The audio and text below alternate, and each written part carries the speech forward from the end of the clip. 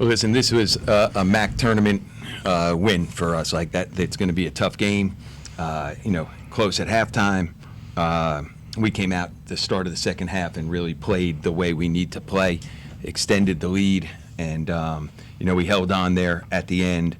Probably got closer than I would have liked it to, but our guys stayed committed, stayed together, stayed composed. I think keeping our composure was a huge part of the game, and really proud of the whole group, certainly these two guys, and we get to play again. And, it's hard to do up here, so happy for our team and our program and for these guys in particular. Questions for student athletes? Yeah, back a little. Andrew Bovey with WAB. For either of you guys, did you guys feel you had a matchup advantage inside? You got it. Yeah, Coach preached in practice before we came here is our advantage is going to really be in the inside, so we really emphasized that coming into this game. So, yeah, we knew we were going to have an advantage over them in the inside. Mike Popovich, Can Repository, for you guys. I mean, you guys were involved in some close games this year. I mean, they cut the lead from 15-7, and how much did you really have to pull that experience of being in some of those battles to finish the job here? Morgan, I think that. I've been in college a long time. We got a lot of experienced guys on here. So it's just we came into this game knowing we had to stay composed, stay together, and just compete for 40 minutes. The MAC tournament's not easy. They're going to make runs. They're good teams. That's why they're here. OU's a well-coached team. They got great guard, great bigs inside. They play well. So we just had to stay composed, withstand the runs, and at the end of the day, come out with a W. You're back, Will. You guys get another shot at Akron tomorrow. How exciting is that to play a rivalry game with such high stakes in the MAC tournament? Yeah, we played them 2 times in the regular season, and they beat us, so we're very excited to be able to play our rivalry game again. We just got to treat it like a regular game, but just come out a little bit more physical and play a little more harder, and we should come out with a W, so that's it. Front left.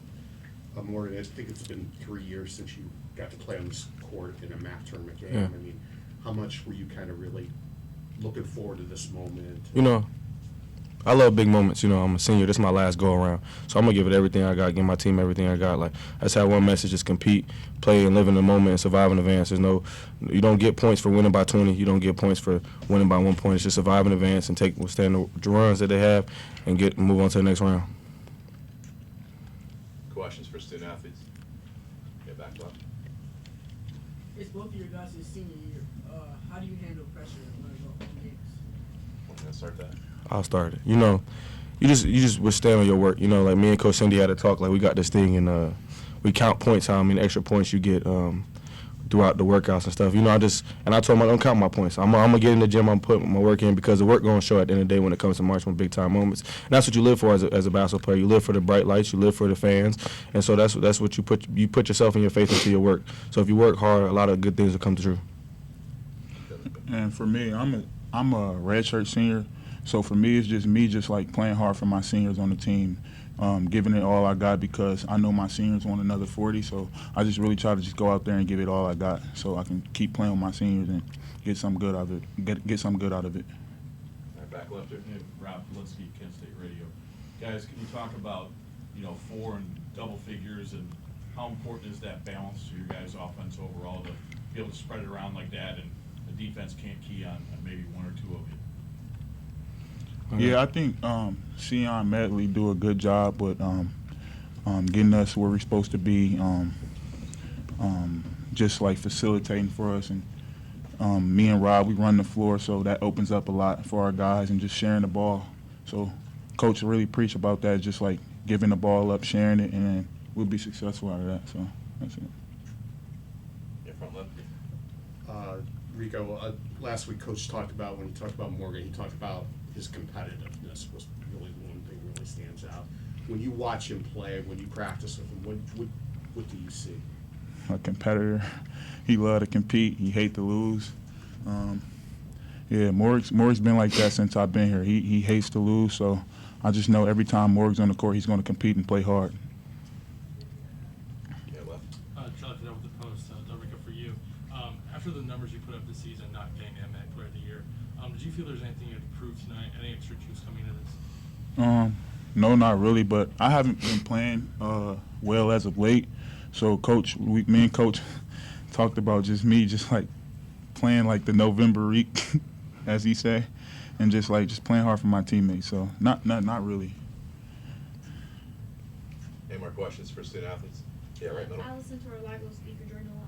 How will these next 24, maybe less than 24 hours look for you guys as you get ready to play Akron? Some rest. I'm old. I'm 25. I'm trying to get some hydrate, some liquids. And then turn the page. Today over with. We got win tomorrow. That's how these tournaments go.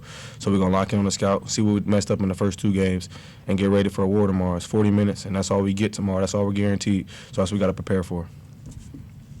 Same treatment, hydrate, watch the film, watch what we got to do, execute our game plan tomorrow, and that's it. Any more questions for student athletes? All right, thank you. Thank y'all. All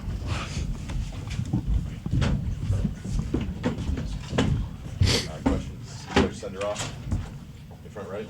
Josh Zermatt, Kent Stater. We've talked a lot about turnovers over the last couple weeks. You guys won the tournament better today. Only had 5. Yeah. How big a focus is that for you guys? I mean, it's a focus every game. We're not always successful at it, but that was a huge key for us being able to win tonight. Is we took care of the ball at an elite level. To have only 5 turnovers last time we played them, we had 20, and to be able to have only 5 turnovers, Sion, who often gets overlooked on our roster because Reek and Morgan and Jahari shoots it so well, and Quinn off the bench, is on the all-freshman team. Sion did such a great job. His floor game was maybe not a 10 out of 10, 9.5 out of 10. Almost couldn't be better. And I heard Reek say that he gets the ball to guys when they need to get it, and I thought he did a great job with that tonight. And everybody took care of the basketball. That was probably the biggest difference in the game, because the last time we played them, we went to the free throw line a ton. They went more than us. That to me was the difference in the game. Yeah, back middle. When Ohio's making that push, they cut it to just a couple points, and you call the timeout. Just what are you telling your team in that moment to kind of settle the guys back down? I don't know. I was losing my mind with these guys, so I don't know that I was settling them down. I was. We've been in every game. It seems like we've been in that type of moment, and we've come out on the right end much more times than we haven't. So these guys were very much composed, and it was more just making sure we do what we're supposed to do. Let's not get outside of ourselves. Let's make sure we take care of the ball. Let's make sure we get the ball inside.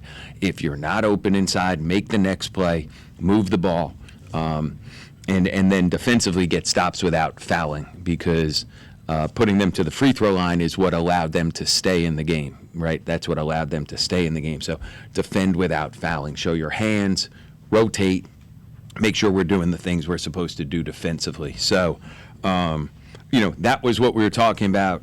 Our guys have been in this moment so many times over the course of the year that I don't think they were fazed one bit by the run they made, or in terms of what you need to do to close out the game. I don't think they were fazed at all by it. Yeah, back right. Coach, what did you like from Rob Whaley Jr. today, especially in that? Well, Rob is to me an X factor guy for our team, and I thought he could have played better. To be honest with you, he finishes, and his physicality is a difference for our roster, and tomorrow he'll have to play better for us to win. He'll have to play better, and better doesn't always mean points.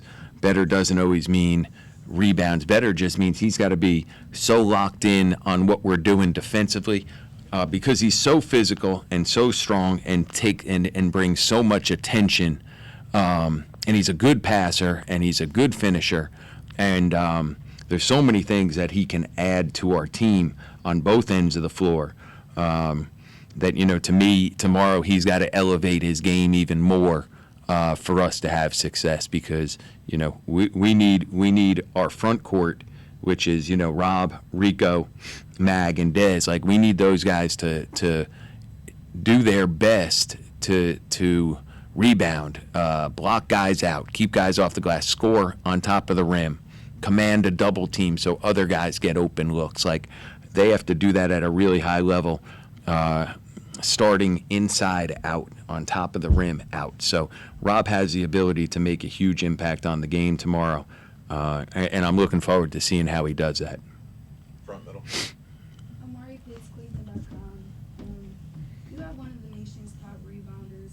How much confidence does that bring you in going into this tournament, especially playing Akron tomorrow? Yeah, I mean, the thing about our team, and again, you came up here, and everything was about Miami and Akron, rightfully so. They deserved everything to be about them because of the success that both of those teams have had. They've had unbelievable years, but we've also had a pretty good year. Like we're 14-4 in the league, which on most seasons is, top two. A lot of times it wins the league. We're now, I don't know what our overall record is, 24-8, something like that. Like we've had a pretty good year too. So we have one of the best rebounders in the country. We get to the free throw line amongst the top 10 or 15 in the country. So we have a good team, and I'm happy that these guys get another chance to show it to everybody, and we have to play better because Akron has beaten us the last two times we played them this year. They've beaten us pretty soundly. So we have to come with a great mindset and do the things like you mentioned, rebounding. We got out-rebounded tonight. We can't get out-rebounded against Akron and expect to win the game. It's just not going to happen. So we have to come with an even greater focus and mindset on the things we can control to win, and rebounding is one of them because we have one of the best rebounders in the country, if not the best. Middle. You held Jackson Pavletsky to just 2 attempts shooting from Yeah. the floor. Sent a lot of pressure at him. Just kind of what was the game plan going in? Just kind of keep him in check. Yeah, we've played him twice now, and I have an unbelievable amount of respect for him as a player. What an awesome, just an awesome player. I mean, an awesome player. You watch him compete and play for his team, and the things he's able to do is just really, really high level. But we've done a great job, and Jahari Williamson, he's been the matchup on him. And he's just done an unbelievable job these 2 games that we've played against him at not letting Pavletsky get easy baskets, not letting him get clean looks, being physical with him without sending him to the free throw line too much. Although again, late in the game he got there a bunch, but to me, Jahari and our whole team, but Jahari in particular, has done just an unbelievable job the 2 times that we faced him, and.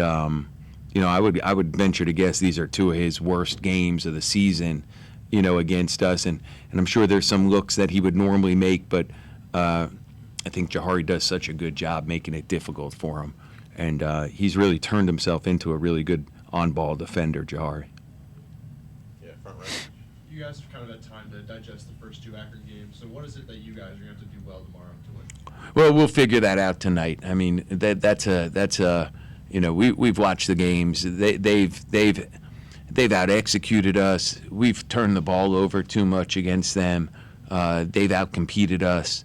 And they're a great team. Like, they've lost 2 games in the last 2 years. So, like, it's not just us that have struggled against them. I mean, they've beaten a lot of teams here a lot of times. So we'll have to play better. What it better means, I mean, it's the holistic. We got to play better. We clearly have to play better against them, and it'll start with making sure we get our rest and recovery, and make sure we watch the film, have our game plan, and make sure we're on point on everything we're doing tomorrow. Probably got time for a couple more backlash. Sean Geddes, Cleveland.com.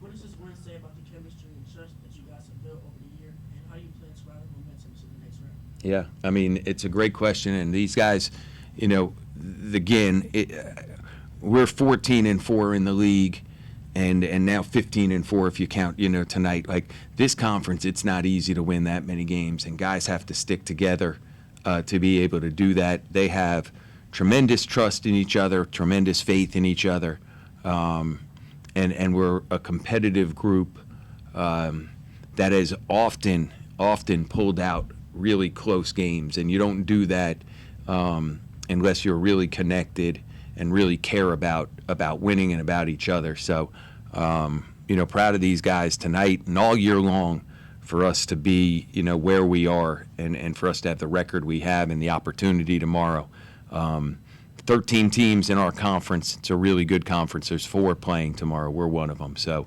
what a great opportunity for these guys and for our program. Any more, yeah. Kind of to that point, Coach, can you just talk how difficult it is to win games here? And year in, year out, your team does that. Yeah. And it's not a small task. No. Keep it, Yeah. you know, Yeah. how proud of you are of that. Yeah, you know what? I think it's almost, and I don't want to say it is, but it's almost like expected that we're going to be playing, Friday night, Saturday night, whatever it might be, whatever night, getting up here. Like, oh, you're going to be there, no question. You're going to be a top 3 or 4 seed or top 2 seed, whatever it might be. Like, boy, this league, today UMass just beat, Miami. UMass was 7-11 in the regular season. They got in the tournament because of a tiebreaker. They beat 2 ACC teams in the non-conference. Like, boy, it's hard. They just beat Miami of Ohio, who's undefeated. It is hard to win games in the league, period. We have a tremendous parity in our conference and really good coaches that I think, I've said this before, like, if Jeff Bowles and Todd Kowalczyk, if they were football coaches in this league, their schools would build statues for them for the amount of success that they've had over their time in the league. Because those guys, John Gross, obviously. But it is hard to win games in this league. And then coming up to Cleveland, it's even harder. I mean, it's harder to win games here than, again, I don't know every league, but it's hard to win games up here. So it should not be, it shouldn't not be appreciated, I guess is what I'd say. It should be appreciated. And the effort that our guys gave should be appreciated. And now we get one more chance here to play, Friday night for a chance to play for a championship. Like we're 2 games away, 40 minutes and then 40 minutes to having a chance to win a championship. And there are, right now there's 9 teams that wish they were in our position. We're fortunate, and it's a tribute to the players, the staff, and all the people that work really hard within the program to position ourselves to be here tomorrow night. Now, we have a really difficult game ahead of us, right? Like, we know how good Akron is. I think this is the best team they've had in since my time being in the league. So. They're excellent. Not good, they're excellent. So we'll have to play really well tomorrow. Yeah, obviously really disappointed in the loss. I felt good coming into the tournament. And, we knew against Kent, we'd have to win the possession battle. And, we knew that we'd have to do certain things, obviously take care of the basketball, block out. And, I thought we did a decent job blocking out except for the stretch of probably the 11-minute mark first half to the end of the first half. And the stretch to end the first half and start the second half, I thought really, really hurt us. And, if you look at our year, it's been an up and down year. When we shoot the ball well, we play well. Obviously tonight we were 5 for 22, got good looks. But, we had too many turnovers in the possession battle on that side. And, they turned 12 of our turnovers into 15 points. And, they only had 5 turnovers for our 6 points. So, give them credit. It's a veteran team, guys who played a lot of basketball. But, disappointed, we lost the game. Questions for student athletes, back middle? Andrew Gomez, WB, for you, just what was Kent State doing well defensively that really kind of limited you? On a lot of the ball screens, they were hard hedging them and not allowing me to turn the corner and just trapping and trying to get the ball out of my hands. But, that's when I have to hit the short roll and trust my teammates and stuff. But, yeah. Charlie, that was the post, Jaden, for you, 22 tonight. It feels like you played your best basketball down the stretch. What was your mindset going into tonight and just down the stretch as of late? Just be the player that Coach Bowles brought me here to be. Being an in-conference transfer, that could be difficult. So just be the person that Coach Bowles trusted me to be. Obviously, it wasn't enough. We lost our last 4, I believe, so it wasn't enough. But, I thank Coach Bowles for trusting me and building me into the player I've become. And, ready to run it back next year. Back middle. You just mentioned the 4 losses down the stretch. Is there anything specific from your perspective that maybe hurt you guys in those 4 games that led to some of the losses? I mean, we fought our way, and all those games were close. Toledo, we was down 20. We came back. We was down 2. We got to find a way to win that. Same with UMass. We're tied up with 6 minutes to go, or we're up 1, I believe. Just got an N1 made a free throw. We got to find a way to win that. We went on a scoring drought. They went on a scoring run. And then Miami, 41 free throws. If a team shoots 41 free throws, we're not going to win the game. We got to guard without fouling. We didn't win that one. And then today, last 4 of the first half, first 4 of the second half, we got to find a way to win them, and we didn't. So that was kind of the reason why we didn't win those games. And we going to address the issue. And I'm sorry that we couldn't get it done. Pat, you told me earlier this year that you just want to go out with no regrets. Are you feeling like you have done that? What are your thoughts? No. I mean, we fought tonight, but I don't have no regrets. Questions for student athletes?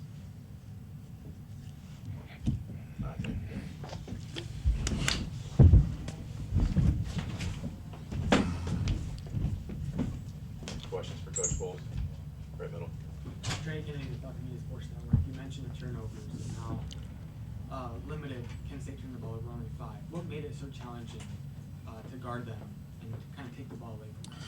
Yeah, I think if you look at them coming in, they're very balanced, right? They got 5, 6 guys in double figures. They share the basketball, and they got guys who play a lot of basketball, and so they're experienced.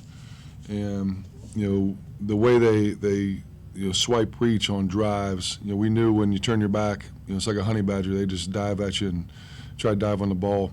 And I thought there were some turnovers that were self-inflicted. Like we knew what they were going to do, but we didn't counter what they're going to do. And they do a great job of turning those turnovers into points. And that was a big thing for us coming in. And I'm not sure how many deflections we ended up with, but it wasn't enough. With the way they passed the ball inside. Post defense really starts on the perimeter. By pushing the wings out, extending it, catch, pressuring the ball so they can't just throw the ball into the post. And they were able to do that. Yeah, back right. Cam Robertson, Athens Messer. Coach, you kind of touched on it in your opening statement about the shooting. It's been something that you kind of discussed all year. 5 for 22 tonight. I think you called it the Achilles heel.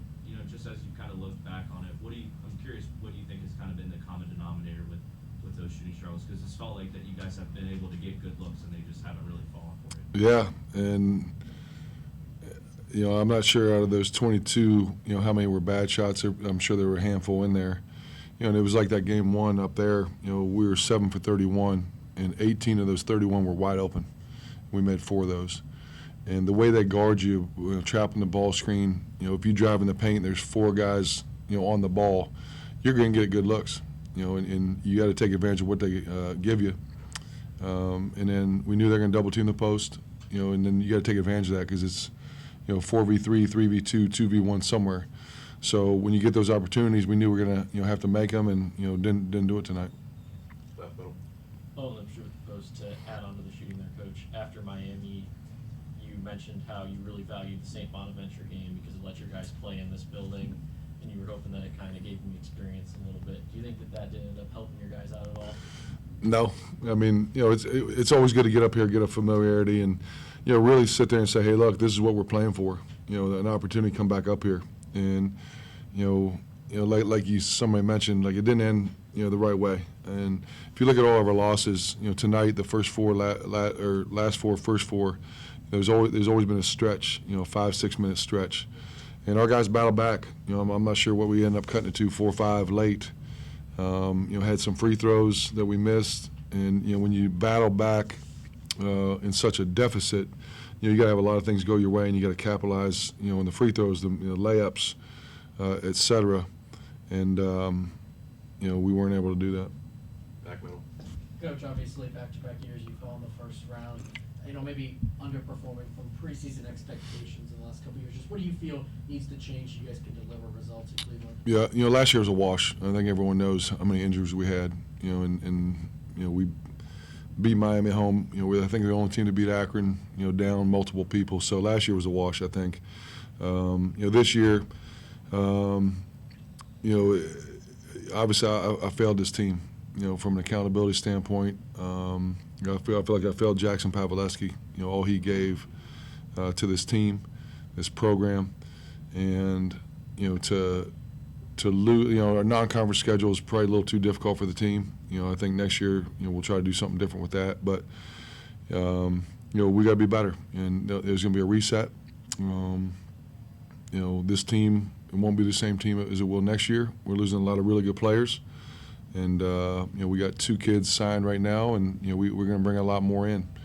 And, next year we'll have our conversations individually, and then, start recruiting right away. Aiden Hadaway, his night ended early, but he went out without her, 24 points. Just what did you make of his final game as a Bobcat going out on the 10? Disappointed. Like, it's been something going on all year, and like I told him, I failed him. I failed this team. And, to do that multiple times, especially in a game where, it could be your last game, right? And I failed him. I didn't do enough, holding him accountable. And at some point, this game is almost a microcosm. You guys, have seen, every game, almost a microcosm or a year. And when you play a really good team, our margin for error has not been big. So you can't lose a guy of his caliber with 9.5 minutes to go the way we lost him. But I'll give Kier credit, Jalen credit. Those guys that were in there, they battled back to get us back into it. But I think just disappointed. Yeah, Becker. Just kind of touching off that. Obviously, he was so much of your guys' offense early. Just I'm curious how that kind of changed your guys' game plan standpoint with 10 minutes left. Because when you're forced to lose such a centerpiece of your offense, especially when you guys haven't been known to go really deep into the bench. Right. Especially at that position. And I think we felt like we had a really good advantage at that spot, coming in, from an offensive standpoint, with Whaley guarding him. Now on the flip side, you got Whaley and Gillespie, 2 guys who can really post up inside.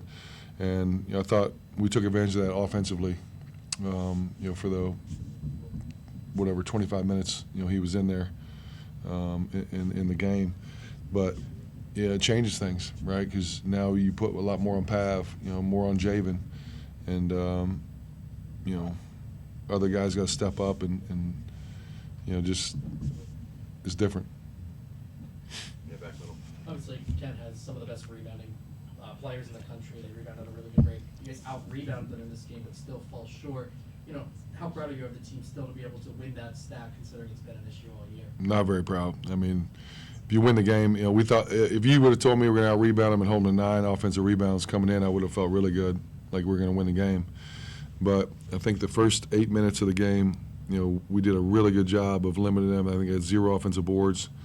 And then the next war they had 2, next war 2, and then they ended with 3 in that last war, where they scored, I think, 12, 13 points. And, it's a big part of what they do.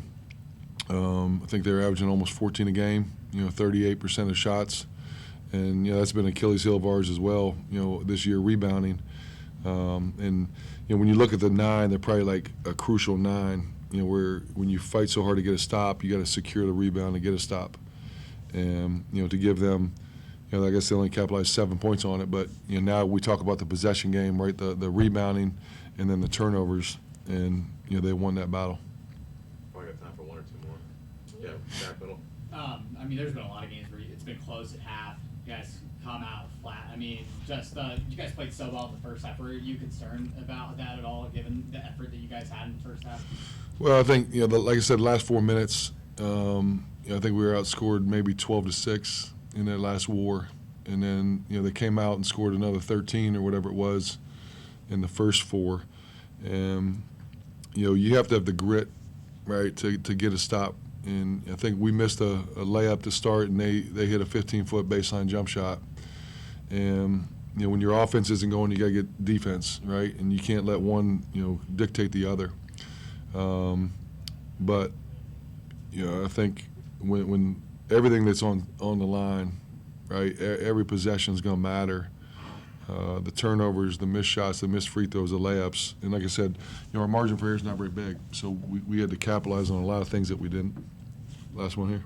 Yeah, after the back-to-back, first round exits to the night tournaments, what is the pressure level on yourself to kind of improve and deliver success? Yeah, I mean, I don't feel pressure. Obviously, I want to win. I hate losing. We've been successful, and if you look at this climate, right? We go to the tournament. We win a game against Virginia. Next year, we come back. We win 25 games, lose 2 first-team All-League guys, in Mark Sears and Ben Vanderplas. Right, and that was kind of the start of the transfer era. I think we came back the next year, maybe 120. And we had the injury year last year. And I think for us, it's like as a department, as a staff, as a university, what do we want to do moving forward? And, last year we lost A.J. Brown to Florida. Those guys you can't replace when you don't have the resources and funds to do it. So for me, I got to figure out, where we're going to be, where we want to go, and kind of reset this program, from a culture standpoint.